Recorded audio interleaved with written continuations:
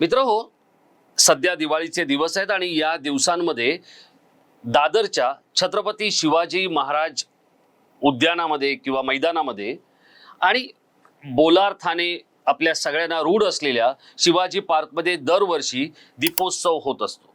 शोभेची दारूकामाची जी काय रोषणाई आणि संपूर्ण सगळा कार्यक्रम हा राज ठाकरेंच्या स्टाईलीत आणि शैलीत या ठिकाणी केला जातो. याला अनेक चित्रपट तारेतारका उपस्थित असतात, समाजातील मान्यवर उपस्थित असतात, मोठे खेळाडू येतात आणि हा दीपोत्सव पाहण्यासाठी गेली 12 वर्ष वेगवेगळे नागरिक इथे दिवाळीच्या दिवसात गर्दी करत असतात. आता हा दीपोत्सव आयोजित करणाऱ्या किंवा शोभेचे फटाके फोडणाऱ्या राज ठाकरे यांनी किंवा त्यांच्या पक्षाने, अर्थात पक्ष म्हणजे राज ठाकरे आणि राज ठाकरे म्हणजेच पक्ष, अशी त्यांच्या पक्षाची सध्या स्थिती आहे. आणि त्यांनीच थेट मुख्यमंत्री एकनाथ शिंदे यांनाच काही फटाके आज फोडून दाखवलेले आहेत.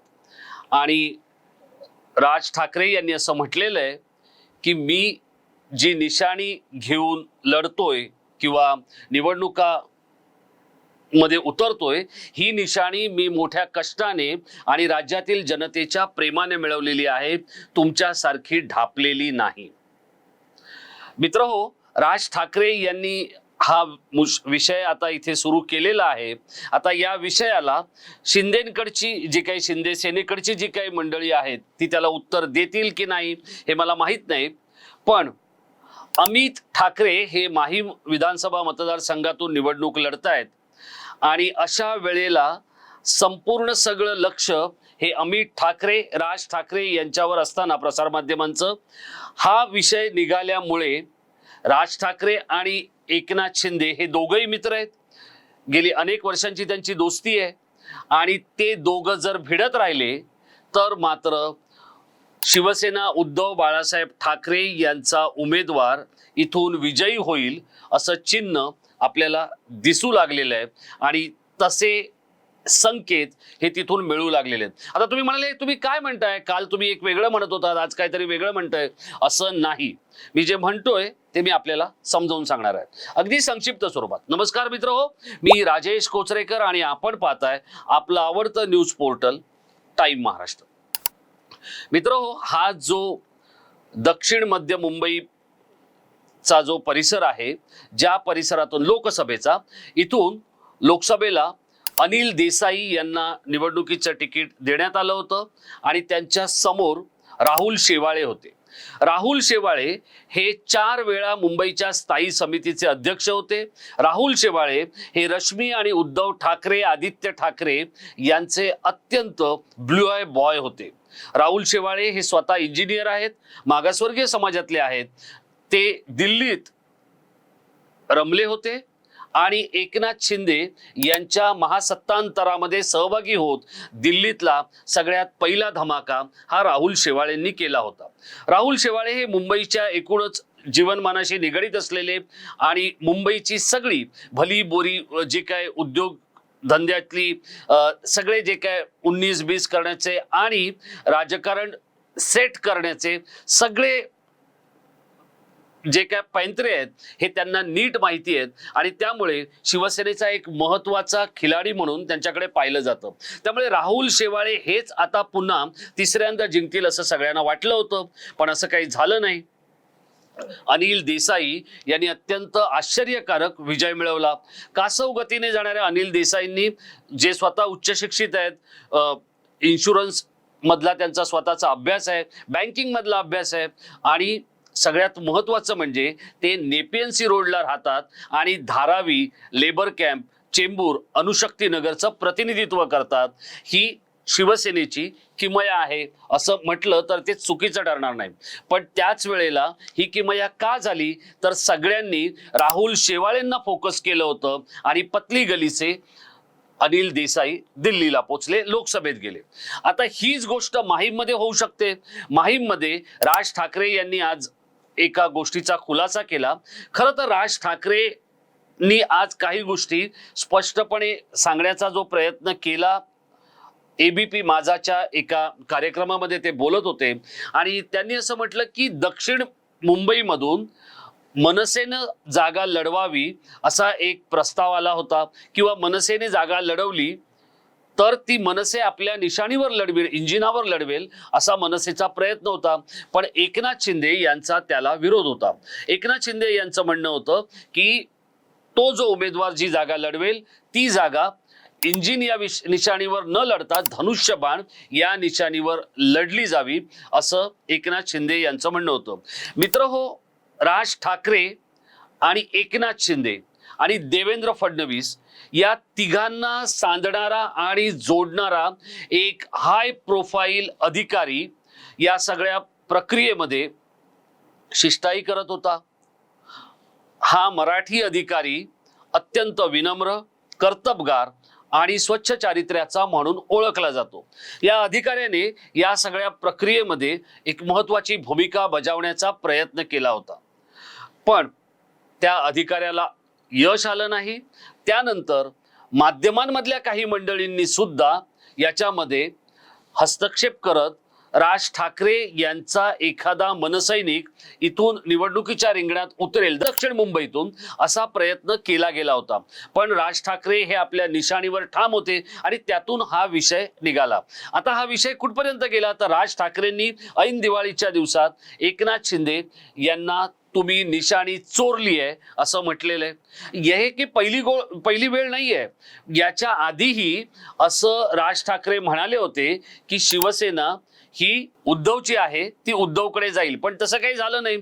आता ही शिवसेना कोणाकडे द्यायची किंवा कोणाकडे घ्यायची हा निर्णय हा निवडणूक आयोग करतो आणि निवडणूक आयोग याच्याबद्दल संजय राऊत रोज सकाळी आपल्याला प्रबोधन करत असतात. त्यामुळे तो जो काही धोका आहे किंवा ती जी काही गोष्ट आहे किंवा जे काही घडलंय ते एकट्या एकनाथ शिंदे यांनी घडवलंय असं म्हणणं हे काहीसं चुकीचं होईल. हा, एक आहे की एकनाथ शिंदे यांच्या मागे असलेली महाशक्ती हे काहीतरी घडवते हे न समजणे इतके काही राज ठाकरे दूधखोळे नाहीयेत.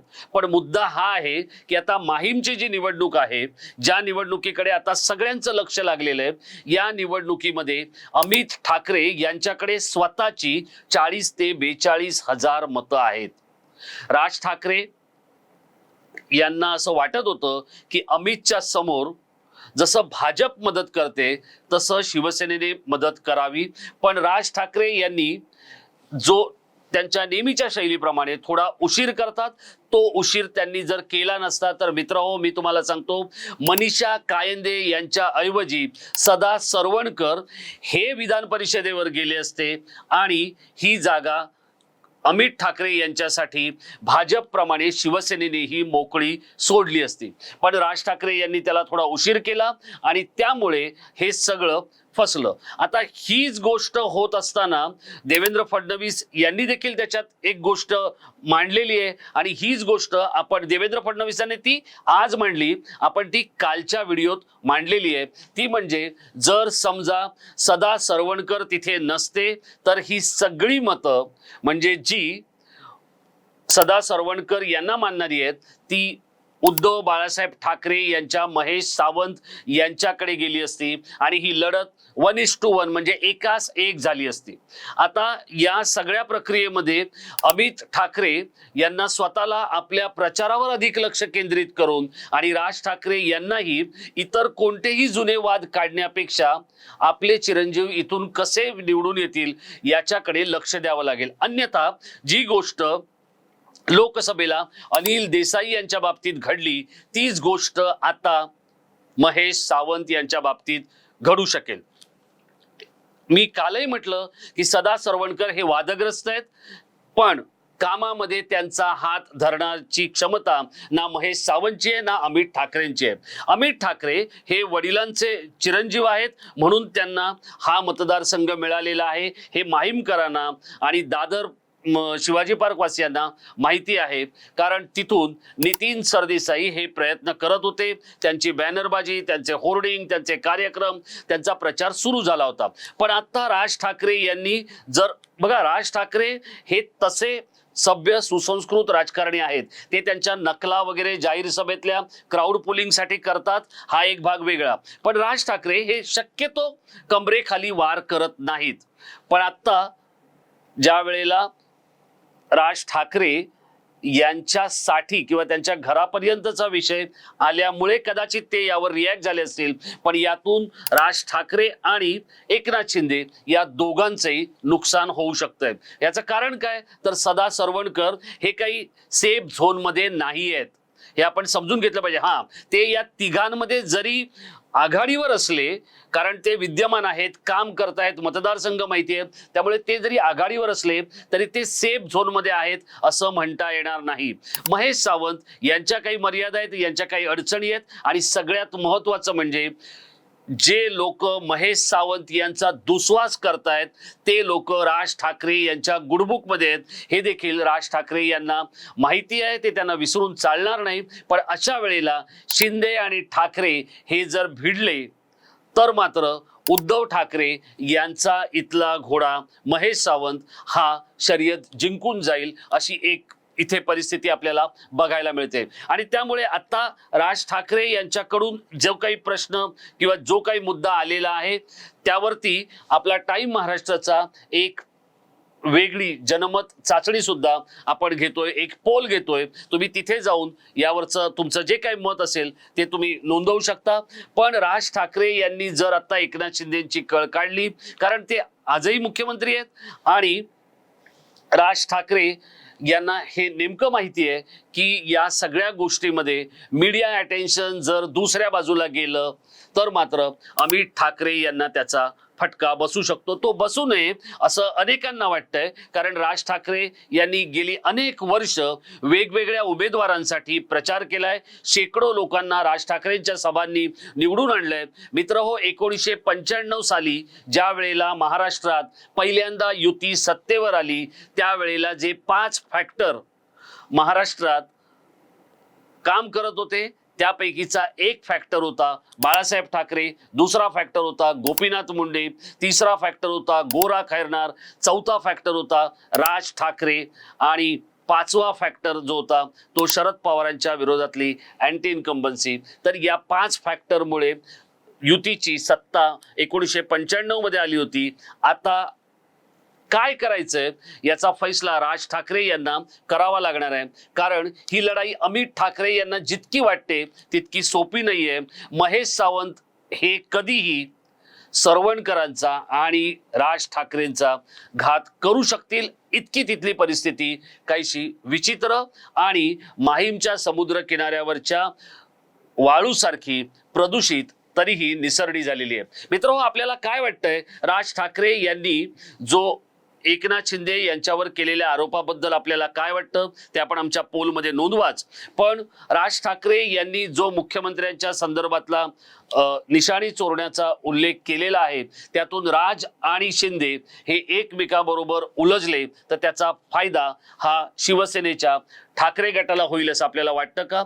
अमित ठाकरे, सदा सरवणकर आणि महेश सावंत यांच्यापैकी आज निवडणूक झाली तर कोणाचं पारडं आपल्याला जड वाटतंय आपण आमच्या इनबॉक्समध्ये व्यक्त व्हा मित्रहो. आणि असेच काही महत्त्वाचे व्हिडिओ पाहण्यासाठी आपण टाइम महाराष्ट्राला सबस्क्राईब करा. आपण केलं असेलच असं मी समजतो, पण जर केलं नसेल तर जरूर करा. आपल्या स्नेहांना सांगा, मित्रमंडळींना सांगा आणि सतत टाइम महाराष्ट्राशी कनेक्ट राहा. पुढचा व्हिडिओ येईपर्यंत स्वतःची काळजी घ्या. धन्यवाद.